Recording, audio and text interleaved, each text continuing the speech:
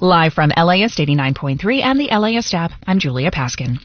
The number of people experiencing homelessness in the city of LA from fleeing domestic or intimate partner violence jumped more than 43% since early last year. That's from the results of the annual point-in-time count released in recent weeks, and that equates to almost 5,700 people.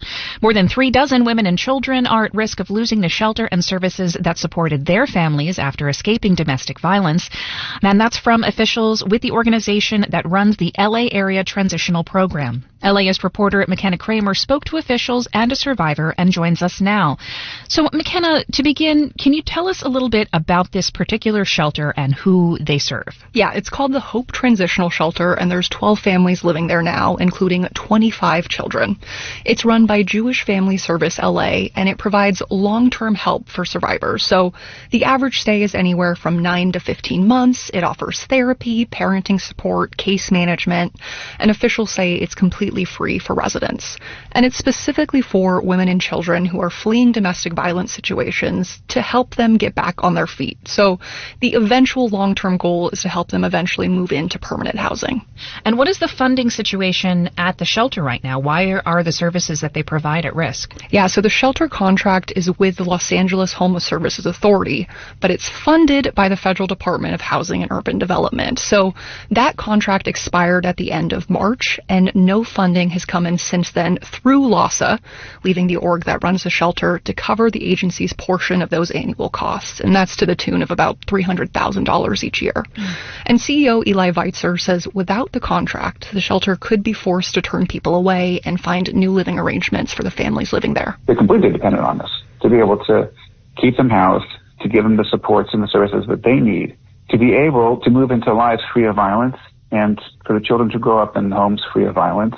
And that's what our focus is. So Veitzer says the contract is in limbo amid this federal funding drama between LAista and HUD. So HUD suspended LAista from federal grant activity earlier this summer, and this is pending an investigation into allegations of mismanagement by the agency, which LAista is now suing to undo that federal freeze.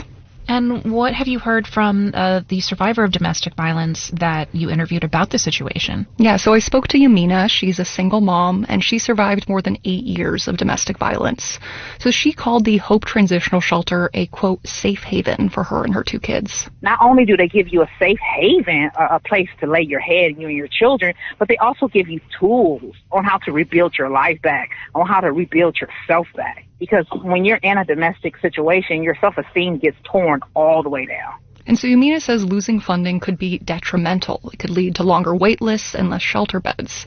And she says many survivors stay in those dangerous situations because they don't know where to go. But if shelters don't have the money, they can't help. Is there any kind of solution here?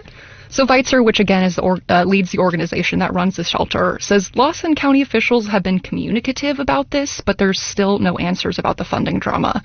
So Jewish Family Service LA is covering the shelter costs in the meantime with their reserves, but they can't do that forever. And a federal judge ordered a hearing later this week to figure out a path forward between LAista and HUD. And what does LAista have to say about the shelter? Yeah, so a spokesperson told us that the plight of providers like the Hope Transitional Shelter is exactly why LAista is suing HUD. So LAista says the federal government's actions are putting thousands of people at risk of returning to the streets. And the agency says it's looking forward to Thursday's hearing so it can have its day in court on behalf of these service providers. So that is to say, McKenna, that there are a lot more people impacted by what's happening right now. Is that correct? Absolutely, yeah. Okay. Well, McKenna, thank you so much for this reporting here. That's been McKenna Kramer. You can learn more in her story at LAist.com. Appreciate your time.